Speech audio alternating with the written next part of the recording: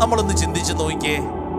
ഒരു പക്ഷേ ദാനിയേല് കിടന്ന കുഴി പോലെ നമ്മളും ചില കുഴിക്കകത്തായിരിക്കും.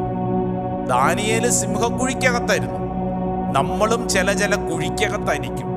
കടബാധിതയുടെ കുഴി, ബന്ധങ്ങൾ തകർന്ന കുഴി, ജീവിതത്തിൽ വിചാരിച്ചതുപോലെ കാര്യങ്ങളൊന്നും നടക്കാത്തതിൻ്റെ കുഴി, ഈ കുഴിക്കകത്ത് കിടക്കുമായിരിക്കും.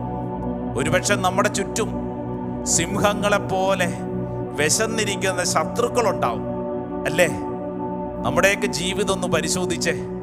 നമ്മുടെയൊക്കെ ചുറ്റും നമ്മളെ എപ്പോഴും കാർന്നു തിന്നാനിരിക്കുന്ന സിംഹങ്ങളെപ്പോലെ വിശന്നിരിക്കുന്നവരും ഉണ്ടെന്നേ.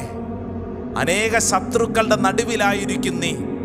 ഇതാ വചനം പഠിപ്പിക്കുകയാണ്, ദൈവമേ, അങ്ങെന്നെ ഓർമ്മിച്ചിരിക്കുന്നു, അങ്ങേ സ്നേഹിക്കുന്നവരെ അങ്ങൊരിക്കലും ഉപേക്ഷിക്കുകയില്ല.